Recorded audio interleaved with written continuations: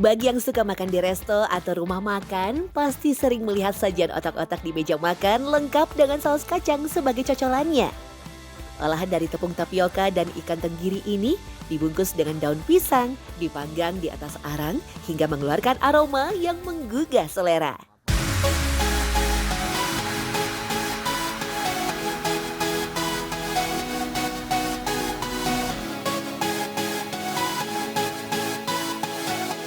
Ternyata otak-otak di rumah makan ini berasal dari sebuah kampung di Tangerang, Banten yang terkenal sebagai kampung otak-otak. Penasaran? Kami pun mendatangi sebuah kampung di Desa Sarakan, Kecamatan Sapatan, Kabupaten Tangerang. Di sini kami bertemu dengan Halimi, Kepala Desa Sarakan, yang mengakui ratusan warga desanya adalah produsen otak-otak. Jadi kalau pagi itu benar-benar terkesan iring-iringan para pedagang yang mau berangkat ke Jakarta. Dulu kan banyak mobil angkutan ya. Itu dari rumah dia pada manggul karung yang udah di muat sama otak-otak sama bawa tampah. Awalnya hanya satu orang yang bisa membuat otak-otak setelah bekerja di restoran ibu kota. Namun akhirnya banyak warga yang belajar cara membuat otak-otak kemudian menjualnya beramai-ramai ke kota. Rumah-rumah makan didatangi para pedagang, melobi bagaimana caranya bisa berkoordinasi atau bisa bergabung dengan para pedagang. Dia di situ artinya dia bisa diterima dengan pihak rumah makan untuk bergabung. Dan dari situ menyebar tuh udah kemana-mana, sehingga sampai saat ini bahkan pengiriman sampai ada yang udah keluar Jawa. Lokasi kampung otak-otak yang dekat dengan pesisir pantai memang memudahkan warga Desa Sarakan untuk mendapatkan bahan baku ikan tenggiri. Tercatat lebih dari 100 kepala keluarga menjadi produsen otak-otak di Desa Sarakan. Salah satunya Rosid yang saat kami datangi tengah memisahkan daging ikan tenggiri untuk diolah menjadi otak-otak bersama istri dan kerabatnya. Memang proses pembuatan otak-otak dimulai dari memisahkan daging ikan tenggiri terlebih dulu. Tak lupa sisik dan kepala ikan tenggiri dibuang. Daging ikan harus dicuci hingga bersih sampai tak tersisa kotoran maupun darahnya. Baru daging ikan digiling menggunakan mesin. Ternyata proses penggilingan ikan harus dilakukan 2-3 kali. Pada penggilingan pertama, daging ikan tidak diberi bumbu apapun. Tujuannya agar tekstur daging ikan tenggiri menyatu dan menjadi padat. Setelahnya barulah daging giling dicampur dengan daun bawang dan bumbu penyedap. Lalu digiling untuk kedua kalinya. Jika tekstur daging masih belum terlalu halus dan lembut, daging tenggiri akan digiling untuk ketiga kalinya. Daging yang sudah lembut dicampur bawang merah dan bawang putih halus, telur, dan tepung terigu.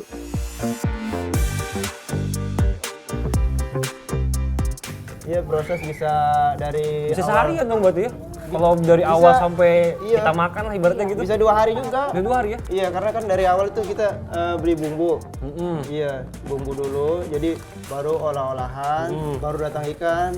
Itu bisa 1 hari. Jadi bisa 6 jam, bisa juga 7 jam. 7 jam. Itu kalau nggak ngasuh. Oh iya ya, kalau Iya, pakai istirahat lagi nah, segala betul, macam. kalau langsung dari awal langsung seperti ini. Ikan ngerik, Oh, udah ditunda besok ngadonnya. deh. Jadi ternyata bikin otak-otak itu nggak mudah. Dari proses awal ngerik ikannya sampai di adonnya ini membutuhkan waktu yang lama. Nggak gampang ternyata. Ini sampai kita bisa makan tuh bisa sampai 2 hari Bang ya prosesnya berarti ya? Iya. Selain Rosid, ada juga Iis yang mewarisi usaha otak-otak orang tuanya. Orang tua Iis sudah menjadi produsen otak-otak 37 tahun lalu. Bedanya, jika dulu orang tua Iis membuat otak-otak untuk dijajakan keliling kota hingga Jakarta, kini Iis sudah menjadi supplier otak-otak di beberapa restoran ternama di kawasan Jabodetabek. Dalam sehari, rumah produksi otak-otak Iis menghasilkan sekitar 8.000 otak-otak untuk memenuhi kebutuhan di 8 restoran langganan. Ini, oke, kita gulung. Gulungnya jangan ditendang, nggak usah ikutin alur dia aja, karena kan bentuknya memang gedean kan dari tadi. Ini apa sesuai panggangannya, bentuk panggangan. Ternyata bungkus otak-otak aja nggak segampang itu. Butuh tekniknya, harus lurus, harus presisi supaya pas dibakar ngembang Bu ya. Iya. Ya, ternyata nggak bisa asal kalau bungkus otak-otak gitu ya. Jangan terlalu kecil, kalau kecil nanti daunnya pecah. Ya, harus dikasih jarak, nggak boleh mepet, Kasih nggak boleh ruang. kasih ruang, nggak boleh padat juga karena Iya. pas dibakar kan bakal ngembang Bu ya. Iya. Oke, oke, oke. Ternyata susah. Mau coba lagi? Saya coba lagi deh Bu, biar sampai berhasil lah. Proses membungkus otak-otak sangat penting bagi Iis. Soalnya hal itu berpengaruh pada sisi estetika alias penampilan otak-otak hingga rasa dan tekstur otak-otaknya. Apalagi otak-otak produksinya menyuplai restoran-restoran elit di ibu kota dan kota penyangga lain. Maka tak heran hal detail seperti itu harus selalu dijaga. Selain Jabodetabek, otak-otak produksi rumahan milik Iis juga sering dikirim ke luar kota seperti Solo dan Batam. Bahkan ke luar negeri, tepatnya ke Hong Kong. Otak-otak yang dikirim ke luar kota atau luar negeri harus dalam kondisi matang untuk menghindari perubahan yang terjadi jika dikirim masih dalam kondisi mentah seperti basi di perjalanan. Sedangkan untuk suplai ke restoran di sekitar Jabodetabek biasanya masih dalam kondisi mentah karena waktu perjalanan dari Desa Sarakan ke wilayah Jabodetabek memang tak butuh waktu lama hingga otak-otak mentah masih bisa bertahan seharian. Kalau di luar kurang lebih ya bisa 2-3 jam ya. Seharian lah, seharian. Tapi kalau untuk di kulkas dia kan lebih lama gitu. Kalau di luar gini, kalau di kulkas ya jangan lama-lama sih, seharian aja. Karena kan kita langsung dikirim langsung Pak ke rumah makan gitu. Nanti kan di sana juga dibakar, ya kan dijual lagi mentah. Kalau sambal itu kan bisa di blender sendiri ya, pakai air panas atau dimasak juga bisa. Harga otak-otak yang dijual Iis bervariasi, mulai dari Rp1.000, Rp2.000 hingga Rp5.000 sesuai dengan ukurannya. Kesuksesannya menjadi supplier otak-otak sejumlah restoran membuatnya bisa menyekolahkan anak hingga perguruan tinggi. Namun di balik bisnis UMKM otak-otak yang menggiurkan, pasti ada tantangan untuk menghadapi keadaan. Terutama bahan baku ya.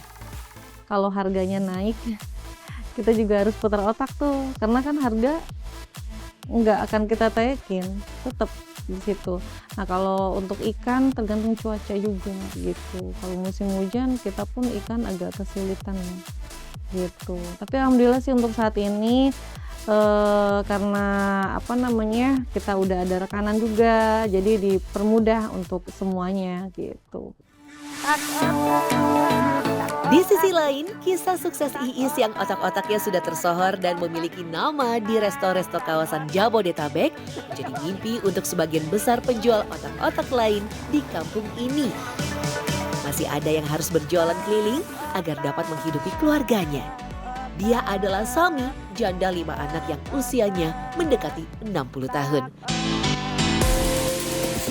Hampir 20 tahun, Sami berjualan otak-otak keliling mulai dari jam 10 pagi hingga jam 4 sore. Dalam sehari, ia hanya mampu memproduksi dan menjual kurang lebih 200 otak-otak.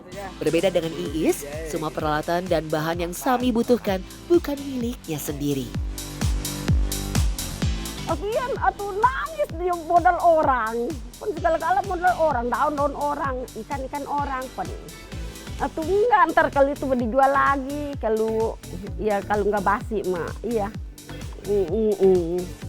Masuk ke kulkas, dipasukin ke kulkas, terus pun nggak basi, iya.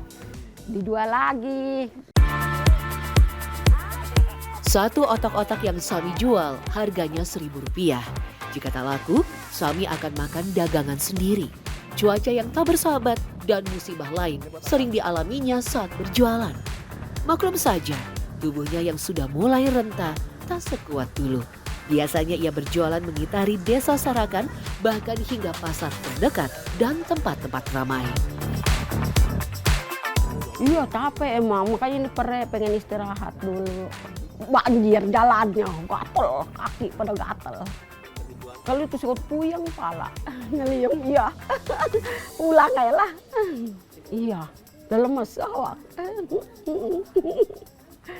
Iya, sedih, iya.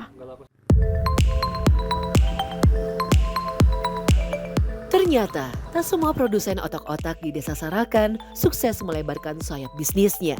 Ada juga yang meski sudah berjualan puluhan tahun, masih berkutat hanya soal bertahan hidup. Lagi, Pak.